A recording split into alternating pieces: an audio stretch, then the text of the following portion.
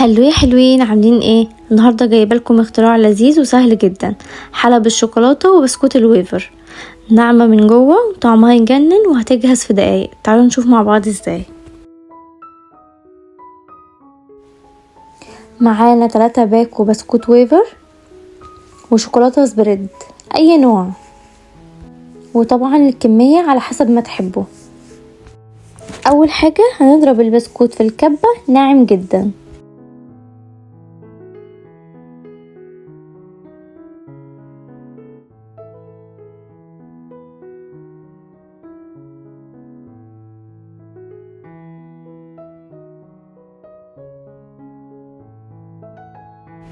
وهنحط على البسكوت معلقتين كبار شوكولاته سبريد اي نوع.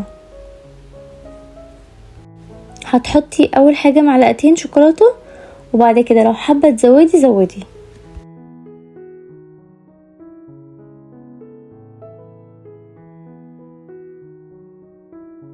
وهنضرب ده كله تاني في الكبه.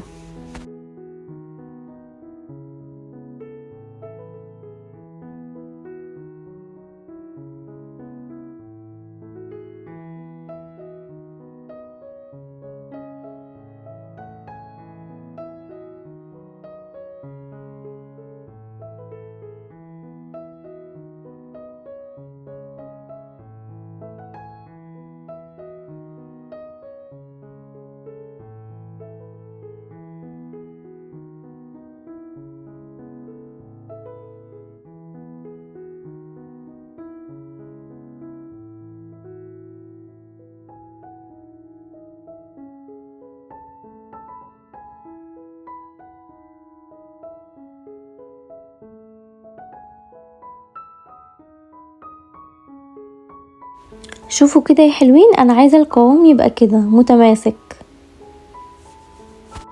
عشان اشكله على حسب الشكل اللي انا عايزاه.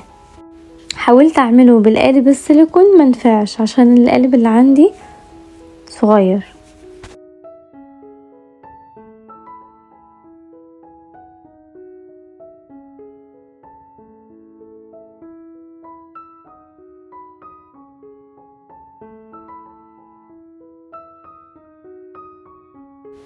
وبعد كده هنبدأ نحط شوكولاتة فوق البسكوت زي ما انتوا شايفين، وهنحطها في التلاجة نص ساعة وبالهنا والشفا.